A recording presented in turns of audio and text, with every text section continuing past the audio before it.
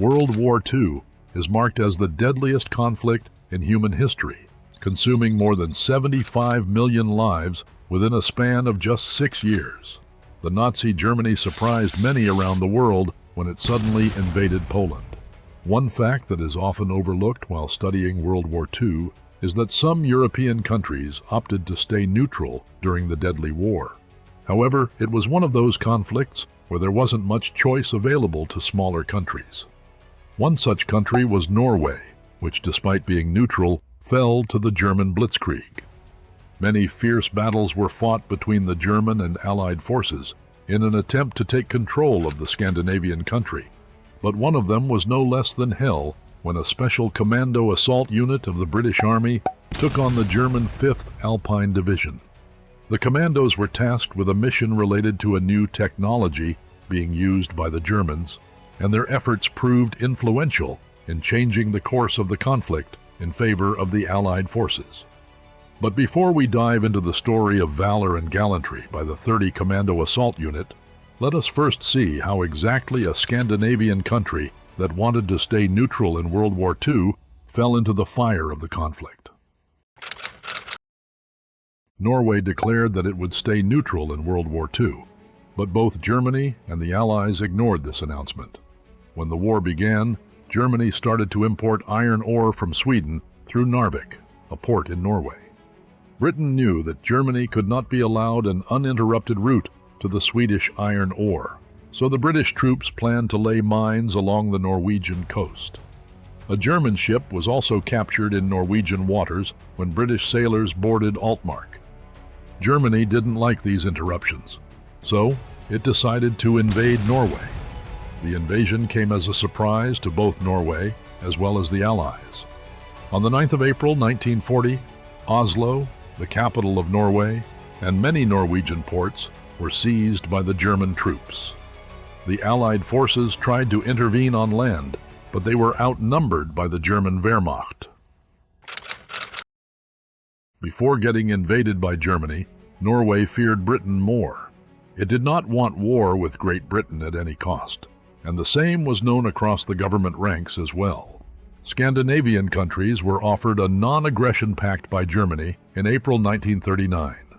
Norway wanted to stay neutral, so it turned down the pact. After the Second World War started, Norway wanted to maintain its neutrality as well as protect its territory, so it started improving its military readiness and capability. However, incidents like that of Altmark made it increasingly difficult for Norway to assert its neutrality. Moreover, both Germany and Britain knew the importance of Norway and its coastline, so they did not want to allow the other uninterrupted power access to Norway. The Norwegian government was also under great pressure from the Britishers to join the trade blockade against Germany and to transport British goods at lower rates. Britain used the pretext of German aggression to devise a plan to invade Norway. The main purpose of this invasion was to destroy the Swedish iron ore mines.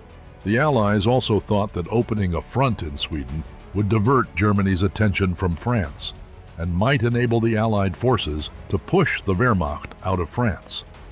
The plan, which was dubbed Operation Wilfred, was to fill Norwegian waters with mines, followed by troop landing at 4 ports of the country, namely Stavanger, Trondheim, Bergen, and Narvik. But the Allies ran into some arguments which forced them to postpone the date of the mining from the 5th of April, 1940, to the 8th of April. Little did they know that Adolf Hitler had already ordered his army to invade Norway on the 9th of April. And while the Norwegian government was occupied with protesting Britain's decision of mine laying, Germany had already mobilized its forces. When Germany attacked Norway, the Scandinavian country was not ready due to the neglect of its defense minister, Birger Ljungberg, and foreign minister, Halvdan Koht.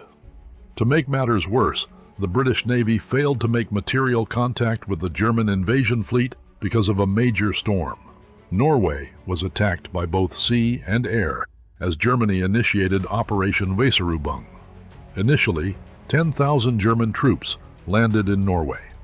German ships also advanced into the Oslofjord waters, But the naval operation faced difficulties when the German flagship Blücher was sunk by Krupp-built artillery and torpedoes of Oscarsborg Fortress. The forces aboard Blücher were tasked with capturing and controlling the political apparatus in Norway. However, more than 1,000 German soldiers died when it sank. This delayed the German plan, and the Norwegian king and government got a chance to flee the country. Other than this setback, the Wehrmacht did not face any considerable resistance and completed its invasion of Norway. Major Norwegian ports, including Narvik, were occupied, and Norway's resistance effectively ended when 1,500 paratroopers entered Oslo. A ground offensive was launched by the Germans against the scattered resistance inland in Norway. Several counterattacks came from the Allied forces, but they bore no fruit. Another reason why Norway fell so quickly to Germany was because of the widespread confusion and psychological shock in the Norwegian army. The mobilization orders by the government were unclear, and Germany's surprise attack gave a tremendous psychological shock to the Norwegian troops. Although the Norwegian army gave Germany a tough time on a few occasions, the Wehrmacht proved unstoppable because of quick reinforcement by motorized machine gun battalions and their superiority in equipment, training, and numbers. The German invasion of Norway continued till the 10th of June 1940, when the 6th Division of the Norwegian Army surrendered after the evacuation of the Allied forces from the country. 300,000 German troops were stationed in Norway, ensuring a safe passage for iron ore from Sweden. The invasion also gave Germany the air and naval bases to attack Britain from. The intense fight between the German 5th Alpine Division and the 30 Commando Special Assault Unit of the British Army revolved around radar technology along with other objectives. So when did the radar technology start being used in the military? And why was it so important to the countries on both sides of the global conflict? Important aspects of the conflict were influenced by the use of radar in World War II. Both the Allied and Axis forces used the revolutionary new technology for the purpose of detection and tracking. Radar had developed independently in many countries during the 1930s. However, Germany and Great Britain made extensive use of this technology during World War II. Germany used the word Funkmess for the technology, which used an apparatus called Funkmessgerät, or radio measuring device, whereas in the UK it was named Range and Direction Finding, or RDF. RDF was fully integrated into the Royal Air Force as part of the National Air Defense when the Battle of Britain happened in 1940. The technology was introduced in the United States in late 1934, but it realized its importance when the country's involvement in the multi-nation conflict became inevitable. Both land-based and ship-based radar systems were developed, and by 1940, both the U.S. Army and the U.S. Navy had fielded this technology. In fact, the term radar, or radio detection and ranging, also came from the U.S. Navy and started being used widely across the globe. Early radar systems worked at lower frequencies because there weren't any transmitters available that could generate microwave signals of sufficient power. This all changed when the resonant cavity magnetron, which could produce microwave power in the kilowatt range, was developed by Great Britain in February 1940. Resonant cavity magnetrons started the era of second-generation radar systems. When France fell to the Nazi Germany, the United States became an important player in the war for its manufacturing capabilities, and the British Prime Winston Churchill was well aware of this fact. So, he ordered the sharing of technological secrets with the Americans in exchange for the capabilities needed to develop advanced radar systems. A British technical and scientific mission, known as Tizard Mission, visited the United States in 1940, and the cavity magnetron was demonstrated at the Radio Corporation of America, Bell Labs, and other places. This technology was synonymous to revolution for the Americans because they had never seen such powerful radar technology before. It was 100 times more powerful than what Americans were using at the time. Later, Bell Labs duplicated the performance of the cavity magnetron, and a special lab by the name of Radiation Laboratory was established at Massachusetts Institute of Technology, MIT, to develop microwave radars. The technology was so vital that it was described by the American military scientists as the most valuable cargo ever brought to the shores of the USA.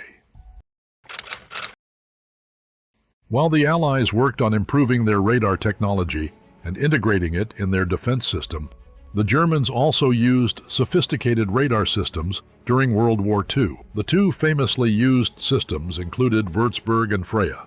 The latter of these two was first installed in 1939 and was an early warning system. It had an impressive range, which helped the Wehrmacht to detect the incoming bombing raids in advance. Würzburg, on the other hand, was a gun-laying radar, used for targeting anti-aircraft guns of the enemy. Several models of Würzburg were deployed by Germany during the war, with each of these models having different applications. There was a giant model of this radar system called the Würzburg Riese, or Giant Würzburg, and a smaller D model. The Würzburg radar system had a parabolic-shaped antenna and was first used in the summer of 1940. Germany knew the importance of this radar, so the country produced thousands of sets of the Würzburg, 1,500 of which were the sets of Würzburg Riese. There was only one company, namely Zeppelin in the German Army, that had the capabilities to develop this radar system. As for the name of the radar, it was selected by randomly pointing at a map of Germany. Different models of the Würzburg radar were built for different purposes, and these radars operated at different frequencies. This radar system was developed from the Würzburg radar and was introduced in 1941. It had a range of 35 kilometers. Although an advanced form of the Würzburg, only 51 units of the Mainz radar were developed because it was soon superseded by another radar called Mannheim.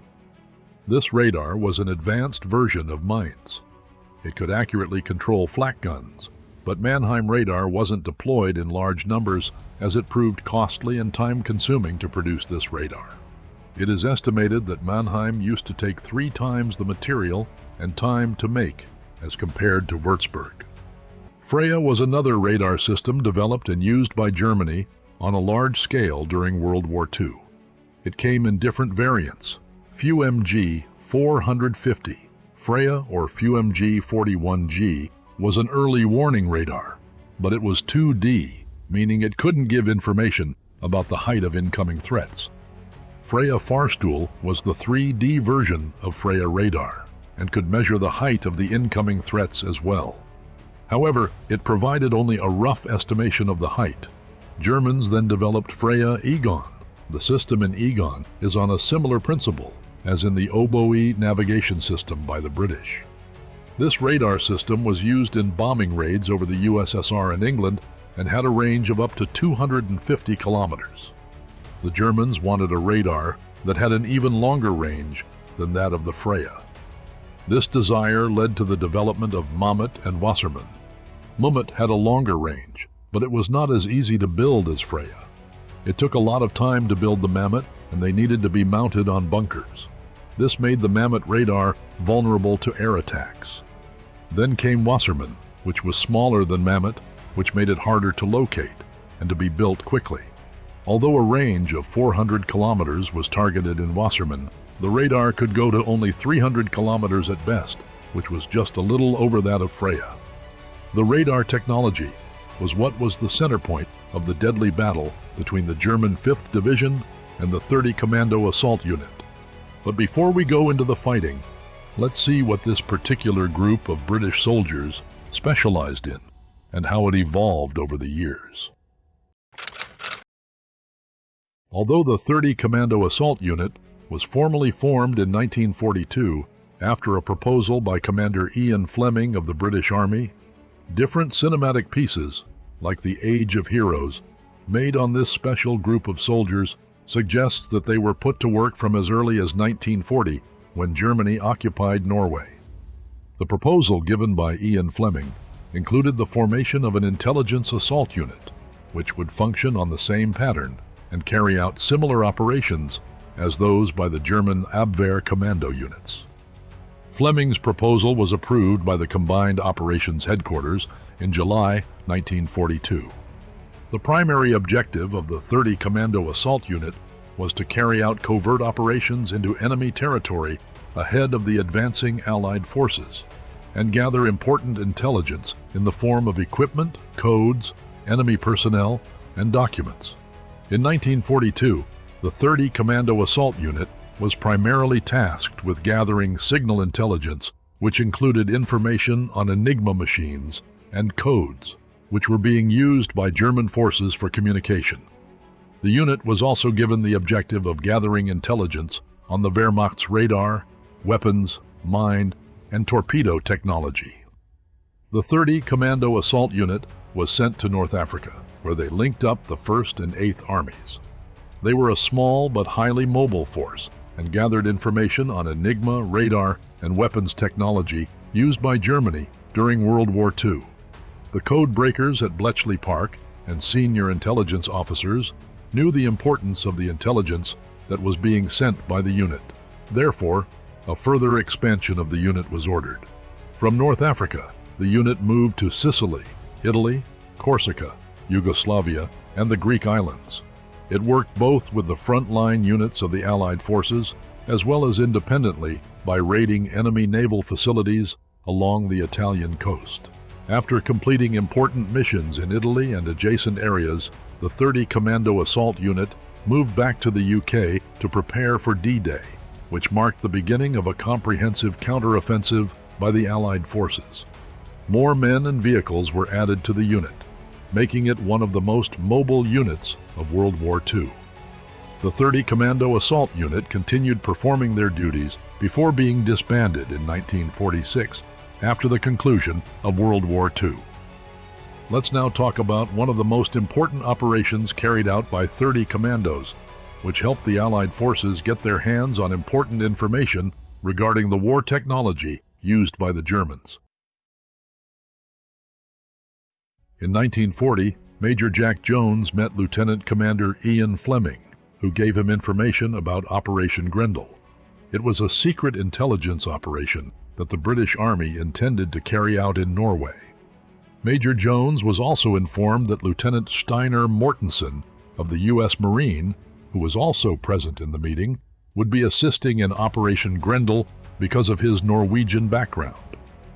Operation Grendel was about the advanced radar technology that the German Army was developing in order to guide their bombers for offensive and counter-offensive attacks on the Allied forces. According to British intelligence, Germany had set up a research facility in the mountains of Norway for the development of Freya radar. The Britishers wanted to gather intelligence on the latest radar technology of Germany because they believed it was essential to win World War II, as the German Air Force, Luftwaffe, depended greatly on Freya radar for its success. Commander Ian Fleming told Major Jones to carry out an officially unsanctioned Operation Grendel with a team of 8-men team of specialist commandos. This meant if anything went south while the group of men were carrying out this all-important task, the British government and the Allied forces would not officially admit that they had sanctioned the operation. The intelligence operation had to be carried out as soon as possible, because delaying it would mean allowing the Germans to develop superior radar technology. Major Jones's first important task was to gather the 8 men he thought were capable of carrying out such an important mission. He knew it would not just take any 8 commandos, but the best of the best. The first name that came to his mind was Sergeant Mackenzie. But Mackenzie was in an army prison at the time Operation Grendel was being planned.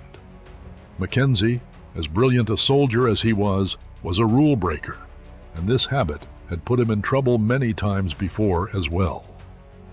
Major Jones wanted Mackenzie to not only be part of this highly classified operation, but also to train the commandos before they set off for Norway. When Jones went to the army prison to get Mackenzie, he encountered Corporal Bob Rains, a tough but disillusioned soldier. He was imprisoned for insubordination during a chaotic retreat in France and had become a very good friend of Mackenzie. Upon realizing Major Jones had the authority to take anyone with him out of the prison, Corporal Rains approached him with a proposition to join his team. Major Jones was initially reluctant to include him in the group of tough commandos for Operation Grindle, but was persuaded by Bob. The other important member of the 30 Commando unit included Flight Sergeant Roger Rollright, an expert on radar technology, because he was the person who would later take the important Freya devices and documents from the German Research Center in Norway. The Norwegian terrain was physically demanding and required the Commando unit to be swift and covert in order to succeed in their mission. The 30 Commando unit underwent training in Scotland before heading to Norway for Operation Grendel. Because of the RDF technology, the Britishers were developing a radar jamming technology in order to jam the radar signals of the German forces. However, according to the latest intelligence, Germans were believed to have developed an anti-jamming device to counter that technology. The main purpose of Operation Grendel was to get the anti-jamming device from one of the German research centers in Norway. The Commando unit was to be dropped into the occupied territory by air, and the extraction was to be done by sea. The enemy force that the commandos of Major Jack Jones were up against was the 5th Alpine Division of the German Army. But before the plane carrying 30 Commando unit could reach the drop-off point, it was hit by an intense fire from the German anti-aircraft guns. The commandos, under the command of Major Jack Jones, had to quickly parachute to the ground because the fire was getting more and more intense. As the parachute was abrupt, the commandos landed at a distance from each other, with some of them landing near a German checkpost. After eliminating the German soldiers on the checkpost and converging, their next task was to meet Jensen, a Norwegian spy for the Allied forces. Jensen had the means to contact Lieutenant Commander Ian Fleming, the only channel of communication for the 30 Commando unit. After informing the military headquarters about the commandos landing in the enemy territory, Jensen took them to a nearby village. The people of this small village were against the German occupation. The commandos got the necessary weapons and tools from the village, which were kept hidden in a barn. They were all set and equipped to attack the German radar research facility, so they set off for the German station. Fighting the harsh weather conditions, the commandos reached the German station. Major Jones divided the 30 Commando unit into 3 groups. The first group was to engage the Germans in a gunfight. The second group was to place explosives in Freya radar and destroy it so Germans would not be able to track the movement of the Royal Air Force.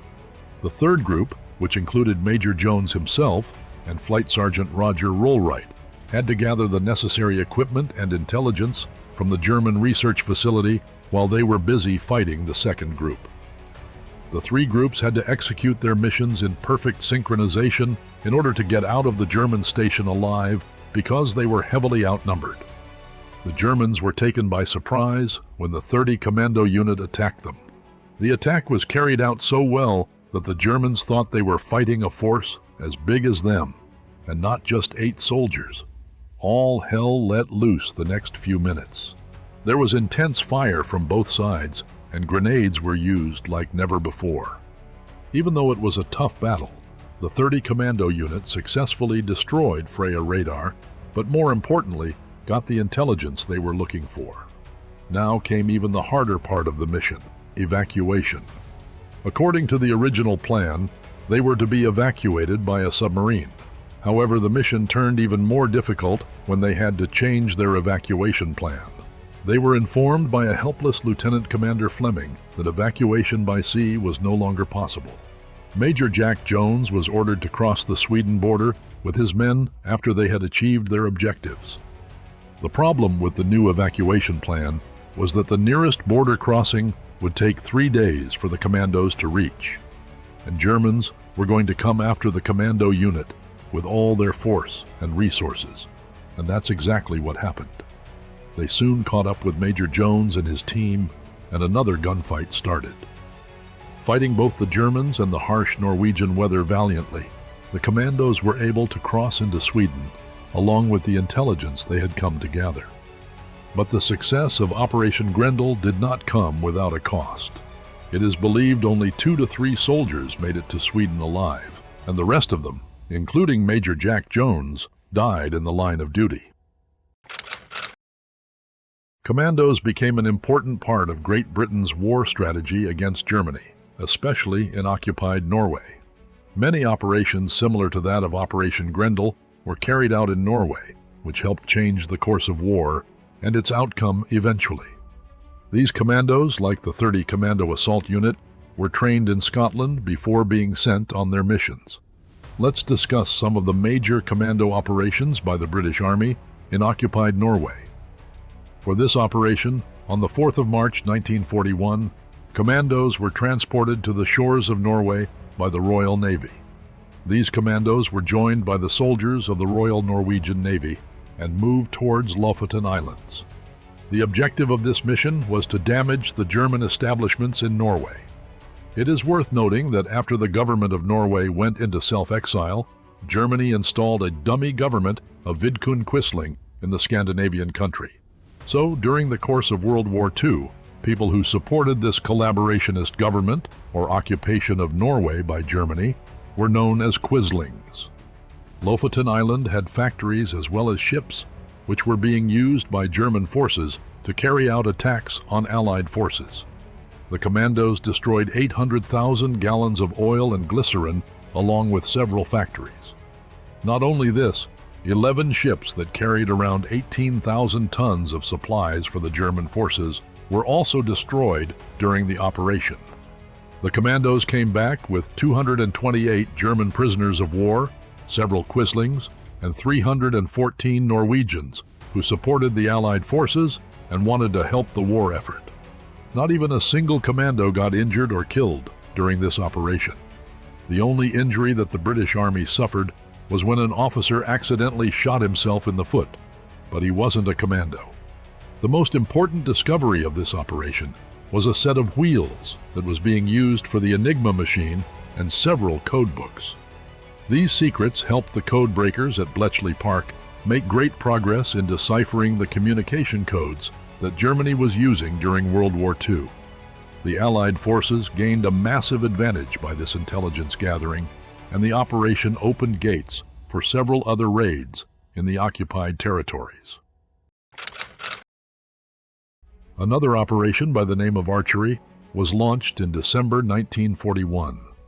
There were two main objectives of this operation: protection of Allied shipping to Murmansk and taking pressure off the Russians. The original plan included attacking Trondheim, but this city was too heavily defended by the Germans, so the British commandos attacked Malor in South Vagsoy instead. The commando units involved in Operation Archery were to take out the Nazi positions and destroy different factories, which would force the German army to send more men to Norway, hence avoiding their deployment on the Eastern Front against the USSR. Malloy was of great importance to both the German and the Allied forces because it was strategically located. Operation Archery was headed by Rear Admiral Sir Harold Martin Burrow and Brigadier Charles Hayden. 4 units took part in this operation: Commando Units 2, 3, 4, and 6, which included a medical detachment from Unit 4 and demolition specialists from Unit 6. Members of the Royal Norwegian Army and opposers of the Quisling regime were also part of Operation Archery. The commandos boarded 3 different cruisers for landing on the Norwegian coast on the 24th of December: Kenya, Prince Leopold, and Prince Charles. However, bad weather forced them to take shelter in the Shetlands, where they spent Christmas Day. They resumed their journey towards Norway the next evening. The cruisers met the submarine Tuna on December 27th and attacked the coastal defenses, which were guarded by around 150 German soldiers. There were nearby air bases at Herdia, Stavanger, and Trondheim, which could be used to dispatch fighter planes if need be. However, the intelligence gathered by the Allied forces missed one thing: the units of the German mountain troops, which were in Malloy to spend the Christmas vacation. To shield commando landing on the beach, planes of the Royal Air Force dropped smoke bombs and fought the enemy planes which were trying to target the members of Operation Archery. At some locations, the commandos faced little resistance by the German forces, while at others, they were met with intense fighting. Especially at Malloy, the German gave them a tough time. Operation Archery, which started early in the morning, was over by noon. The commandos destroyed factories, coastal defenses, power and wireless stations. 9 ships were also sunk by the Allied forces, which carried around 15,000 tons of supplies. The fighter planes of the Royal Air Force shot down 4 Heinkels and bombed the airports at Stavanger and Heredia. A total of 70 Allied men were killed during Operation Archery. 17 of these were the commandos of the British Army. As for the Nazis, 150 soldiers were killed, and 98 were taken as prisoners of war. Operation Archery was a huge success because it convinced Hitler to send 30,000 troops to Norway in order to reinforce the defenses.